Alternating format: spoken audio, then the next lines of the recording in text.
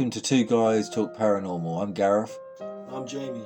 Today we're diving into the eerie, spine-chilling world of haunted woods right here in the UK.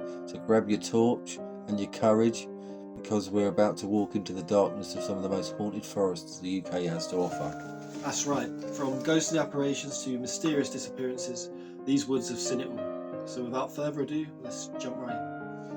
So before we start looking into individual woods, let's talk about why these woods are so haunted. For centuries, forests and woodlands have held deep, mysterious places in British folklore. They're often associated with death, supernatural, ancient rituals. Many of these forests have been around for centuries, some even millennia. So it's no surprise that they hold a few secrets. Exactly. In fact, ancient woods were often seen as places where the boundary between our world and the spirit world was thin. Add a few centuries of war, tragedy, and strange events into the mix, and it's no wonder some of these places are said to be haunted. Let's jump into some of the most infamous ones, starting with one of the most well-known, the Black Forest in Sussex. Or not so well known, as we hadn't heard of it and we live in Sussex. Yeah, perhaps not so well known. No. But maybe, well, and it's not actually that far. I'm surprised, because we are, if you watch our videos, mostly done in woodlands and places, so we've had our own scares in woodlands. We have, yeah. So, I thought the Black Forest just was in Germany, but yeah, there is one here as well, apparently. Yeah, I always wanted to go to the Black Forest in Germany, and there's because of some of the paranormal stuff that's been said there. Maybe we should do an episode about that in the future. The Black Forest, yeah. So yeah, the Black Forest in Sussex. Where is that? We said it was by Anstey. Anstey, yeah, not far from Haywards Heath, just up from Burgess Hill. Yeah, you wouldn't be not far off the A23. Yeah. So it's probably somewhere you probably drive past quite often. Yeah, it is. When you showed me on the map earlier, I was like, I do drive past there quite regularly. It's where it's just before Handcross Hill. Yeah. So I'm guessing it's not a massive wood. It says forest, but I'm guessing it's probably not a forest. There's what you'd probably think acres and acres. It's probably maybe like Friston Forest, maybe a little bit smaller. It looks even smaller than that, like Abbott Wood size. Yeah, that sort of stuff. It's still quite big when you walk around in the dark. Yeah. Well, maybe we should make an episode to go there. Maybe we'll do one of the next episodes. It'll be the Black Forest in Sussex. Yeah. Right. So what's up this Black Forest? The mystery, haunted, local legends. Talk about a woman in white. She's often seen walking between the trees at night. Some say she's the ghost of a woman who was murdered by a jealous lover. Others believe she's a spirit from ancient times looking for something lost long ago. But it gets worse. There are also reports of strange figures following hikers, footsteps that seem to echo from nowhere, and an overwhelming sense of dread that falls over the area, especially as night falls. It's no surprise that the Black Forest is a favourite location for paranormal investigators and ghost hunters. I think we definitely should make an episode there as ghost hunters. We Seems should go like those haunted truths. Woman in white is a really common thing to see, isn't it? But it's supposed to be an omen. What of them? Of death coming your way. Okay, so if you see it, you might die soon. Or someone close to you may pass. But then the bottom bit, the figures, the overwhelming dread and everything is associated with like dogmen. Yeah. So, half wolf, half man. Supposed to get this overwhelming sense of dread, fear, and then stalk you through the woods. So that would be a shadowy figure, maybe. So what is it? It's a dog man. There's what sort of entity is that? It's cryptid. Cryptid. Yeah, so it's not like not really. Well, it is kind of paranormal, not like a spirit. But no, it's not a spirit. It's more werewolf kind of esque, demons. I think that's where the sense of dread comes from, because it's supposed to be quite demonic. Right. And I did read that they're supposed to. It's like a kind of Hound of the Baskervilles type. Yeah. So it kind of. I just bought a book by Lee Brickley about werewolves and dogmen. So he talks about dogmen in the woods, and they're described as upright humanoids, but with dog-like features, like wolf-like features. Walking on their hind legs. So what a movie would kind of make a werewolf film about. But yeah, the feeling of dread, stalking you through the forest. There's actually a lady called Deborah Hatswell who's got another book. Well, she's got a couple of books with stories from eyewitnesses, and she's done a lot on Bigfoot, Wolfmen, and she's actually going to appear on this podcast. Oh right, I'm waiting to. Yeah. She said she's agreed to it. We just got to come up with a date, and she's going to tell us more about this. But she's also got a Google map out there which pinpoints locations, sightings that people have witnessed. So hopefully in the next few weeks we'll have her on. I've tried reaching out to Lee Brickley to get him to come on and talk about his books. He's got like 40 books out there on paranormal, and he hasn't got back to us. And I've also reached out to they're in Western California, I think, or Northern California, and paranormal group that investigate gold mines, or that sort of era, or I guess in California. Like Rush, yeah, they go to like haunted locations and investigate them. And they're willing to be on the podcast as well, but we have to find a time. And what do you think about this? This Black Forest, these haunts? You obviously got the woman in the white dress. It was like you said, it's quite popular. We've also got as well. You said the strange figures, which you reckon are dogmen. I'm not saying they are dogmen, but the overwhelming sense of dread, it does fall into people's sightings of dogmen that get that dread feeling. I think if you're walking through dark woods and you're seeing shadows, you're going to feel quite dread, aren't you? Yeah, just being in the woods at night is quite creepy, isn't it? So. Yeah, we've walked through woods at night, and I would say when you start hearing stuff and... Yeah, you start getting hyper aware of the sounds. Yeah. Well, I think we should definitely do it. One of our upcoming video investigations. We'll go there. Yeah, definitely. There's probably a few of these woods. Hopefully as well, because of where it is, hopefully it'll be quite quiet. Yeah, because it looks like it's not near any busy. No, yeah. We're not going to upset any houses by shining torches or anything. Because obviously, if you watch our YouTube channel, when we went to the Asylum Woods, we were right next to a housing estate there, so... You don't want people like messing around or disturbing other people. No. Right, so we move on then to Epping Forest. So if you're from the UK, I think everyone's heard of Epping Forest. Yeah, that's just on north of London, isn't it? Yeah. And it's a reputation of being as a haunted place, goes back hundreds of years. It's said that the forest is home to ghostly presence of highwaymen named Dick Turpin, who roamed the area in the 18th century. People still claim to hear the sound of galloping hooves in the dead of night, accompanied by unmistakable echoes of a man's voice. And let's not forget the terrifying tale of the Epping Forest Devil. This legend involves sightings of a huge, shadowy figure with glowing eyes, stalking anyone who dares to wander deep into the woods at night. What makes this especially eerie is the fact that there are reports of animals acting strangely in the area, refusing to enter certain parts of the forest. It's almost as if the forest itself is alive, protecting its secrets. Wow, that sounds so creepy. I've not actually heard of the Epping Forest Devil. No, that's not one I've heard of either. And they do say animals do have like a sixth sense, so they're not wanting to go anything makes it a bit more eerie, I think. What's scaring them? Yeah, because I know they're said to be able to they can hear sounds that we can't hear, and perhaps see things we can't see as well. Yeah. I know there's been plenty of stories that I've heard about, in the town, haunted lifts. Like people have, the lift's been moving by itself. Yeah. And then the security tries to take the dog past, and they just won't go near it. It will stand there and growl at the lift, punch up, get on its haunches and all the hair on the back. Yeah. See, what's doing that? There's nothing there. They're obviously sensing something that we don't. Yeah, they obviously don't like something about whatever's in there. And we don't have any sort of big predatory animals that could be sensing. Well, apart from the black cats that people say they see. Yeah. But they're not. So what? Something's spooking them. But yeah, the Epping Forest Devil. Isn't Epping Forest also like a place where people have disappeared, like gangsters have got rid of? Yeah, I think so. Yeah. Taking them into the forest. I'm sure there's a pond in Epping Forest that's supposed to be quite haunted as well.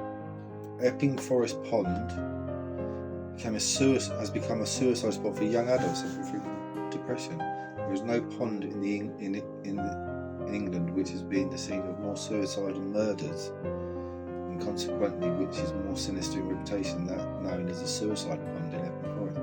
One of many weird things that are said to occur at this pond every now and then is a ghostly rehearsal of Emma Morgan, a beautiful young servant who was last seen alive walking through the Woodford, Essex, in the direction of Epping Forest with a baby in her arms. Both Emma and her baby had been most horribly murdered, and their fiendish assailant was never found. Goes on to some other stories. Yeah, I read about this before. People going somebody called, if you scroll back down, somebody called Elliot O'Donnell wrote about a secret pond in the depths of Epping Forest which is said to be home of evil presences. Yeah. So apparently the forest has been a refuge for people escaping the plague and the bombing of London during the Second World War. However, the forest has a much darker and unpleasant history of suicide. Also, we've just been talking about the suicide pond deep in the heart of the forest. Birds are never heard, squirrels and deer shun its vicinity, and no one enjoys camping or fishing there, for there are no fish in the suicide pond, but dead bodies of young adults committing suicide. It's kind of like the suicide forest of Japan, around Mount Fuji, where people go into thing. Obviously not as dense as that, but yeah, I remember talking about this with someone else as well, maybe going into Epping Forest and seeing if it's, because someone suggested that maybe it's a dark presence that's at the pond. People, that is the reason why. Luring him in there. Yeah, a bit like Beachy Head near us, where people have said that get whispers telling them to jump off the cliff and stuff like that. Oh, is that a thing? Is it? Yeah, you're supposed to hear dark whispers.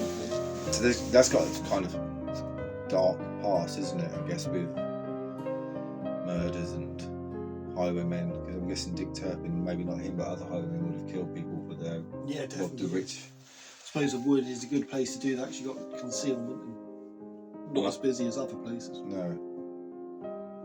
I think Epping Forest is massive, though, isn't it? No, it is huge. Yeah. I think if you tried to look for that pond there, you'd probably struggle, because there's probably hundreds of ponds within there. Yeah, as long as if you knew where to go, you'd be alright. But yeah, I think it is like quite a vast forest. Yeah. Makes you think that the pond is probably quite easy accessible, or where are people finding out about it? Yeah, you think maybe it is near like one of the roads or something. Yeah, you can park up and walk to it quite easily. Shall we go on then? Yeah. Hampden Wood in Buckinghamshire, and is linked to numerous accounts of ghostly sightings and mysterious disappearance. Most chilling of all, people who have ventured into Hampden Wood have reported seeing dark, shadowy figures moving between the trees and hearing unexplained whispers carried in the wind. In addition to the shadows, there's a disturbing legend that speaks of a phantom horseman who rides through the woods at twilight. It said that if you see him, you'll soon be cursed. The locals believe he's a spirit seeking revenge, and some say his restless soul will never find peace. Wow. See, back to the shadowy figures though, like we heard in the other one, that seems to be a regular thing. Shadowy figures dancing through well, not dancing, but moving from tree to tree, watching you. Would you say that there are certain spirits or entities that tend to be in certain locations, like woods and forests would have certain types, which would be different to what you might find in buildings or mountain tops? Did you know what I'm sort of getting at there? Yeah. I don't know. Because I think even you always hear of the spirits hiding and looking out round door frames when you're in haunted houses and stuff like that. So that's no different from hide. It's like they kind of keep away from you. Yeah, because that's one of the theories. They want to see what you're doing. Well, there's a couple of theories behind it. So some people think it's sort of like a sight of a ghost, almost like a recording. Yeah, stone. In the past. They call it stone something. Some guy did a test.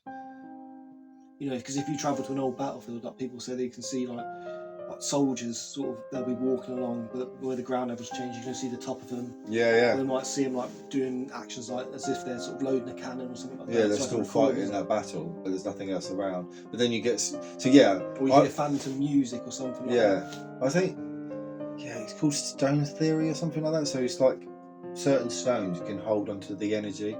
So in theory, when we die, our energy has to go somewhere. We all carry an energy. We all vibrate at a certain frequency. Like you said, in certain situations, you can sort of, especially if you die in a violent death, there might be more energy around, I guess we're saying. So it could be like almost recorded by the brickwork or the land just keeps it and then just keeps replaying it as a recorded. So what we're seeing is not actually as a spirit. So that's what they say, don't they? There is residual ghosts. Is that where they just replay, and then there's ghosts that you can actually have interactions with. Yeah, you can ask questions. Real spirit. Yeah. So and also you go on to like some of these. Obviously, the one which we're talking about here in Hampden Wood, a phantom horseman, that could just be a replay, couldn't it? Yeah.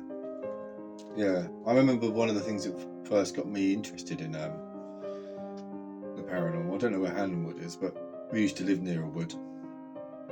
A big park when you used to come and visit us. Yeah. And that had a headless horseman used to ride around there apparently, and it was based on someone who used to live in the big manor house there, and he used to live there, and he went a bit crazy and went out with his elephant gun and took his own life, and that's why he was headless.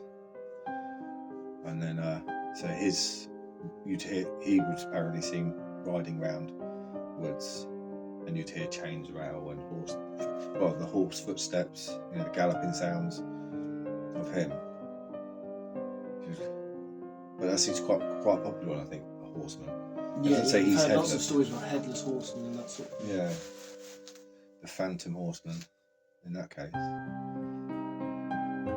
Yeah, hearing. Like people have said in foggy, when it's really misty in the woods, you'd hear him. Or you could even hear the horse breathing, and they get that. you'd hear almost that. feel it on Yeah, like he was there next to you, sort of thing, but you couldn't see anything because of the mist. Also, apparently there was also, I never actually witnessed it, but it was I don't know what you call them, like spirit lights. Like I knew people said they got chased by these flying orbs. About Right, yeah, no, I've heard of these, yeah. Gas lights or something they call them or something. They've got some different of them names. like swamp lights. Yeah, so it's sort of about 6 foot off the ground. There's also as well like a real thing was called ball lightning. Yeah. Which if you saw it would look really strange. I've seen videos of it where it doesn't make it's just bouncing along the floor kind of thing or hovering. Yeah, it can pass through like walls and that sort of thing. Yeah. So if you didn't know what it was, it would look quite strange. Yeah. And sort of like, you get St Elmo's fire as well, which is like static electricity when your planes go through clouds. It's sort of coming up the windows. Very strange. But no, is it reading about these? I think we said it on a few of the podcasts before. When we read about these sort of, you pick a subject. This week we're doing Haunted Woods. There's always like similarities between everything they say. We've had headless horsemen mentioned a few times, dark shadowy figures. Whispers in the wind and that sort of thing. So I don't know. That's why I'm sort of getting to that point. It seems like there's a lot of like overlap between these sightings. I want to know, why is that? Is it because certain places attract certain phenomena and entities, or is it just sort of in society's mind? That's the sort of ghost stories we've been hearing from our it's parents, passed down, they heard isn't from their grandparents. Always something in the woods, isn't there? There's going to be a dark shadowy something in the woods. Yeah, I don't know. But then, like someone said, with ghosts, because how many sort of you were brought up only with like dogs, but how many sort of stories of like haunted dogs there in the UK? Well, yeah, there's loads. Just on the South Downs. Black Shuck and all sorts. Yeah, there's loads over the South Downs where we are. Yeah, but there's no It's no. It's not. I don't want to say religion, but there's no group of people in the world, from small tribes in Africa to our civilization. We don't have ghost stories. We don't have ghost stories, or believe that they're dead. They've seen dead walking around, or creatures of unknown origin that attack them in the night if they don't go here. Yeah, it's like a universal human thing, isn't it? It's almost like we're programmed to believe in that stuff. Yeah. Or that is real. Well, it is real. There is spirits out there, and we're not alone. Or is it just where? Is it? See, sometimes it's kind of weird. Is it like, obviously there's a stone theory that everything's recorded, so when we pass, you're gone. But your energy's still here, so it replays in that particular place. And then, but then, are we is the veil so thin? We're not talking to dead people. We're just talking to people in a different time. So string theory, there's parallel worlds, and we're just in certain places. It's so thin that we're not talking to spirits. We're actually talking to someone in the building somewhere else who's talking to us, thinking that we're the spirits. I remember. So there was a book that my father had called Railway Ghosts, and it was stories from ghost stories from British Rail, all around the country. And there's this really interesting story that was in there. And actually, it was something that I think I mentioned to you before about something we'd like to look into. Because there's a lot of hauntings based around railways. Oh, yeah, loads, things like that. Haunted stations. You've got the tunnel down near Burgess Hill. That's you're supposed to hear cries come out of a train crash. That's right. Yeah, Clayton Tunnel. Yeah, that's a train crash in the 19th century. But this one particular story, it sort of links to what you just said there, which really stood out, was that somebody was sat in a train carriage. This train came to a stop in the tunnel. When he looked out the window, there was somebody standing there with an old-fashioned lamp, wearing old-fashioned clothes like a Victorian railway worker. Yeah. And the person said that when he looked at him, he looked surprised. The person he saw standing there almost looked as if surprised to have seen him sat in the train. Yeah. Like it's almost like it was a two-way thing. So maybe there's a story somewhere of a Victorian navvy. Saw some like weird train. Futuristic. Well, an alien drove through the tunnel and stopped. Yeah, well, they probably wouldn't call it that then, but they saw this sort of weird future. Because you wouldn't have thought of it as a ghost, because it would have been too futuristic, wouldn't it? Yeah, you would have seen this sort of strange machine he'd never seen before, and like people dressed strange inside it. So, like you say, is there that crossover that you can sort of look through time itself? Yeah, parallel. It could just be string. It's not our world. It's another. So we wouldn't find that Victorian story, but there could be a story somewhere else. A parallel universe. Yeah. Because the whole point we started doing this was to sort of, and it's the same for both of us, see if we can actually get real evidence. We want answers if it is true or not. And, like you're probably a bigger skeptic than me, but we recently had experiences that even you were How is that? On our last video, which Yeah. some of you might have watched, and we heard sort of a, I don't know what you call like a roar. Yeah. Maybe that was a dog now. Could have been, or one of the haunted dogs out Yeah. there. Who knows? Oh, we should go back up there and maybe do a Ouija board or something and see if we get answers that way. Shall we move on to the next segment? So what's our next forest? The New Forest, Hampshire. Yeah, I like New Forest. I've wild camped in the New Forest. It's an absolutely beautiful place, isn't it? Huge as well. Yeah. A lot of it's completely undeveloped. You can walk like miles without seeing any roads or Yeah. It is civil beautiful. habitation. They've got ponies walking around. And Yeah, all well, I sorts woke up to not wild cows, but the cows where I was wild camping. So I suddenly woke up to, what was it? Oh, it was horses. I woke up to horses and I was like, what the hell? I sat outside my tent. And Was then that set you my head by up. yourself? Did Yeah, I was all by myself in my tiny little tent. Set it up right by a bush because I thought I didn't want to be anything trampling on my tent in the dark. So if I'm close enough to this. And luckily when I woke up in the morning, there was a big horse taking a piss. Nice. So, yes, but there is plenty of wildlife there. So what's on the dark side of it then? Famous ghost stories involve a phantom coach. I've actually heard that one, they're travelling along old forest roads. I guess that's to do with highwaymen again. Another headless horseman, driven by ghostly coachmen. Oh, headless horses, that's a new one. I've not heard of that actually. Driven by ghostly coachmen. Anyone who sees it is doomed to meet their end shortly afterwards. Oh, that's an omen, not an actual... Yeah. You don't really want to see that one then, do you? But headless horses, that's a strange one. It's not just the coach. There's also been multiple reports of ghostly figures of former soldiers who died in the area, particularly during the English Civil War. The ghosts of these soldiers are said to roam the forest, still fighting in battles that ended centuries ago. So for people who don't know, the New Forest is now a national park. Yeah. But its history was it was sort of a royal hunting forest. Yeah. And the word forest we associate with a really heavily wooded area. But that's not what it actually originally meant. A forest was literally just a hunting park which would have deer in it. It might have woods within it, but it wouldn't be wooded all the way across. Oh, okay. So that one. So when we were talking about the Black Forest earlier, and we were saying it's not that big, Yeah, the land actually could have been bigger because there would have been hunting grounds around that little wooded area. The Ashdown Forest, which is also in Sussex, is a really good example. So it is we call it a forest, but the area is not entirely wooded. It's more heathland, isn't it? Yeah, there's like big open areas of heath, probably more. Yeah. Heath there. So that's what it originally meant. I didn't know that. No, so a forest is just like a hunting ground for royal hunting ground. Well, that makes sense of the Black Forest because on the map it looks really small, but the wooded area looks really small, but the actual area is probably quite big. Yeah, probably encompassed a bit more. Yeah, I didn't know that. It's normally as well, so obviously I think the king or the queen would have the hunting rights to the big game there, but he'd allow commoners to graze their cattle and things. And that was the whole purpose of it. Yeah, that's interesting. I didn't realise the Civil War was actually fought, made it to the New Forest. I don't know where the Civil War was actually fought. Yeah, there was a lot of battles across it, so it could definitely, across the whole country, so you could definitely see something happen. Oh yeah, definitely. Yeah. And probably not just the Civil War, but other things. I think. I don't know if everyone. Imagine us coming across that in a woodland clearing, like a load of medieval soldiers fighting each other. Oh yeah.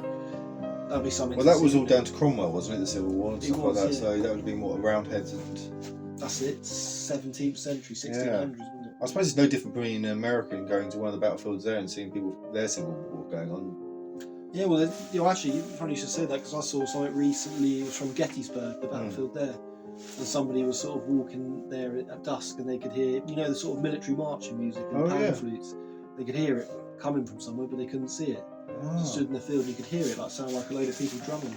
I heard a great story. Well, not, but this guy, paranormal investigator, I think, he was at somewhere like Gettysburg, one of these battlefields.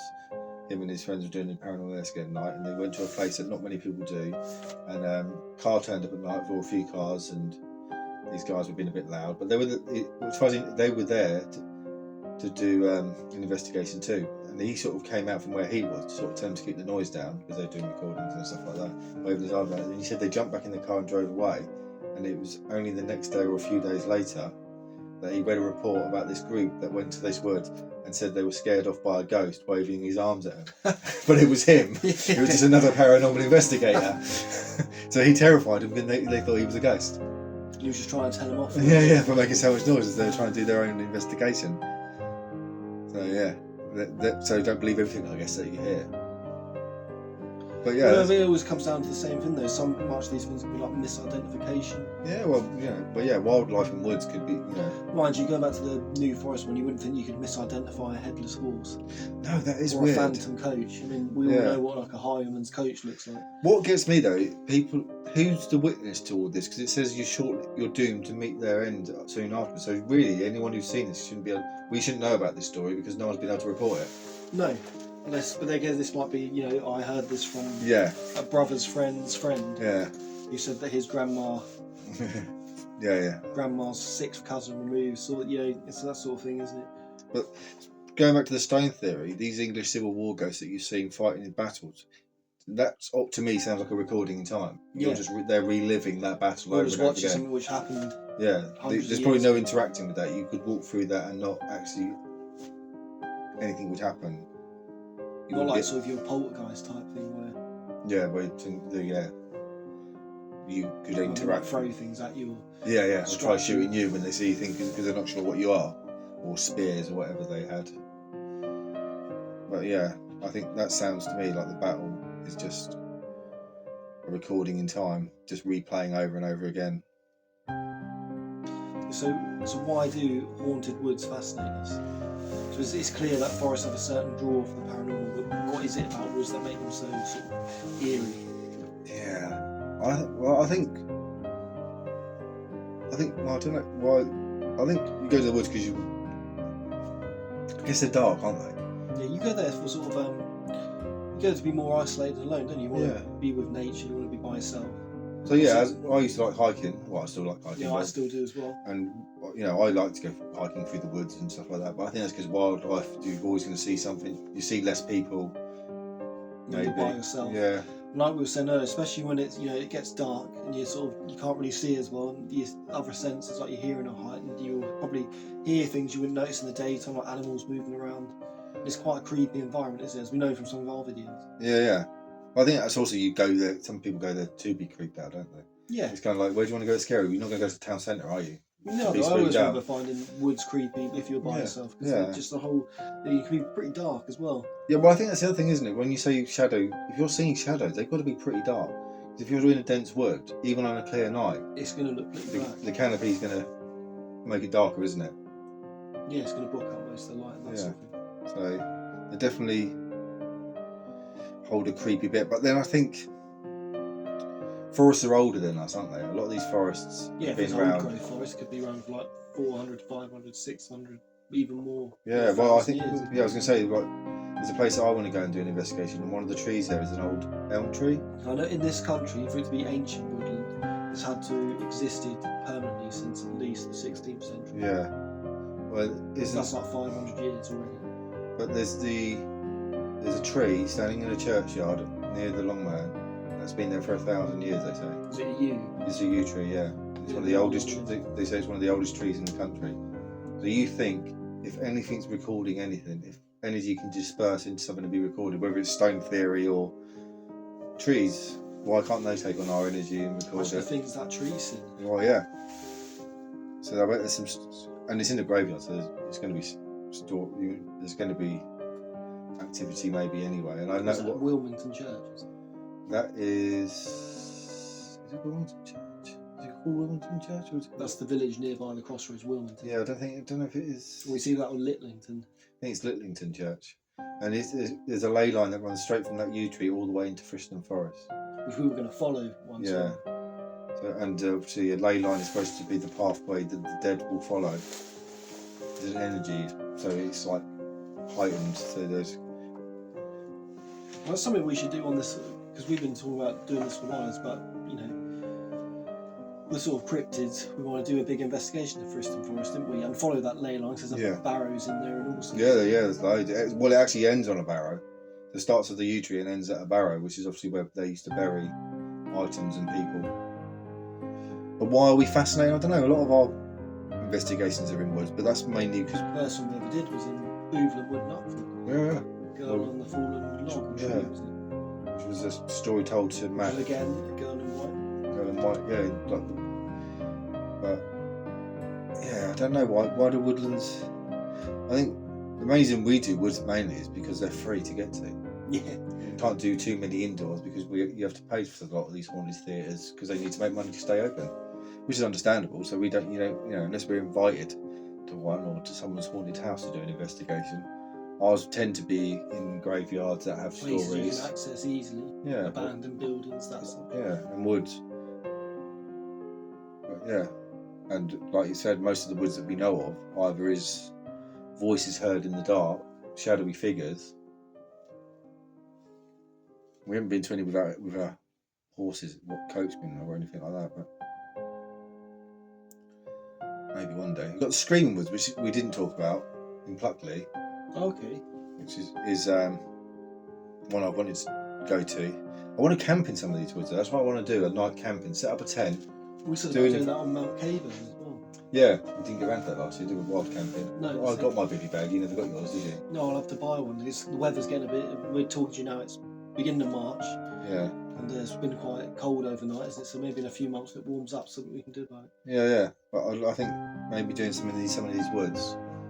So we'd go in, do an investigation, but then sleep in the tent or in our bivvy bags overnight and see what happens. Keep some cameras, try and keep the batteries up running while we're trying to sleep, maybe.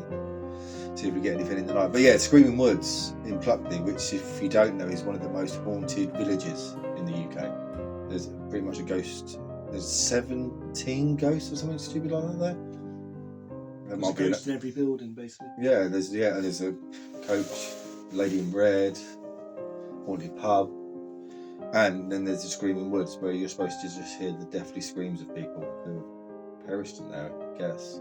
But that to me was always the most haunted woods in the UK. But maybe some of these other woods are creepier. But yeah, see, the screaming could be anything. It could be just be foxes, and over the years, people have been, changed into someone else. Yeah. Yeah. Well, maybe we can add that to the list of places we'll visit as well. I wouldn't mind going to Pluckley, being one of the most haunted villages, and it's not that far from us. It's like an hour's drive. Yeah, I've heard of the village itself. Well, your brother was doing work up there once, I think. That's so right. It can't be that far for him to go there every day to work. But yeah, I wouldn't mind going there. Maybe go to the pub, have a pint, and then go back to the woods and camp the night. Yeah, that sounds really good. Sounds like an ideal night. Yeah. Let's see what we get. But yeah, so yeah, woods definitely hold something. There is something strange and mysterious. You've also got fairies and stuff like that. Some we're not really touched. But people believe about fairies and the fair. Anyway, there is missing 411s, they call them in America, where people have gone into woods and just never come out, and they've never been found. Yeah, the fairy stuff. It'd be interesting to do an episode on that because a lot of them were fake in the Victorian ones. Yeah, video footage. But people still believe in them today. Yeah, there's quite a few famous photographs where they were just faked. Yeah. But I've heard people would be walking down pathways, hikers, and suddenly they become disoriented in places that they walk all the time. And it takes a lot of them to turn around and run back out of the woods, back up the path, because they think something's going to happen to them. But it's like they've been taken rehypnotised. They're walking through the forest, and everything just goes a bit spinny. And they're not sure they'd run back out. And it's 2 years later or something. No, they managed to get away. But what happens if they didn't? So a lot of people think that maybe something's drawing them into another realm. Yeah, and those people never come out. Yeah, and that's where these missing people are. We never find, or we do find the bodies a few years later, but where is nowhere near where they were supposed to have disappeared. So that happens. I know you hear a lot of it in America, but it happens here as well. No, I can believe that, especially in more remote places. I remember a story. There's a place that you haven't been, but we should go to called Clapham Woods. Oh yeah, I remember. I've heard you talk about that before. And there's supposed to be devil worships and everything like that, but in the 80s, I think it was, someone disappeared there, and when they found his body, it was in like a massive brambles, and they couldn't work out how he got in there without damaging any of the surrounding area. Yeah. So you just found it was just like he appeared there. But there's been UFO sightings there and stuff like that. But yeah, he was walking back from somewhere along a path, and then it's like half a mile into the forest he was found, but like in an area that they don't know how he would have got in there. If he crawled in there and died, you would have seen. Yeah. And I don't think his injuries matched up either. If he'd gone through the brambles, he'd have been cut to pieces, scratched up and stuff like that. It was a bit of a mystery. Which definitely sounds like something we should have a look at in the future. Yeah. Well, there's loads of plans for the future. But yeah, we'll keep going and keep hopefully digging up some evidence. And then we'll keep doing these podcasts on different things. Anything that takes our fancy, or anything like our listeners suggest Yeah. as well. And hopefully we'll interview people. I'm looking forward to interviewing people and finding their experiences, or or what drives them to do it. Some of these people like Lee Brick, who's written 40 books, who obviously Black-Eyed Children that we talked about in our first podcast. Yeah. I've been Chanet case. Chanet Chase, yeah. So he's written numerous books and all different things, but I think he lives near Chanet Chase, so it's like It's like local. yeah. So and he's on Facebook and he's always reporting stuff on there and still meeting people and interviewing about stuff. So something drives him though, doesn't it, to keep going, whether it's he believes or well, I guess he does believe. And then you've got Deborah Hatwell, who is a big believer in Dogman and stuff like that, and Bigfoot, the UK Bigfoot, which These are hopefully people we can get on the podcast. yeah, and find out stories about them. And then maybe we get people on who've actually experienced this. Maybe there is people out there who are listening who are like, actually, I went through the woods and I felt like I was stalked by what I can only describe as... We'd listen to any, even if you think it's silly, we'd be gladly listen to it. Yeah. I think that's the whole point of the podcast, is to find something interesting to talk about. Which people wouldn't know about. Yeah. There might be a lot of local ghost stories which nobody's ever heard of. Yeah. And then get people to actually share their experiences. Yeah, like a safe place where you can share. Yeah, that's it. No one's going to ridicule you because everyone hopefully believes in this anyway. Yeah. And we want to hear it. So yeah, we keep posting on Facebook and stuff like that for people to appear on the podcast. I know we haven't got a huge following at the moment, so it's limited to the amount of people. But hopefully, the more people we interview and the more stories we find online and different cryptids we talk about, people will come forward. Yeah. So thanks for listening and stay spooky. Yeah, see you next time. I've been Jamie. I've been Gareth. Don't forget to subscribe, like, share.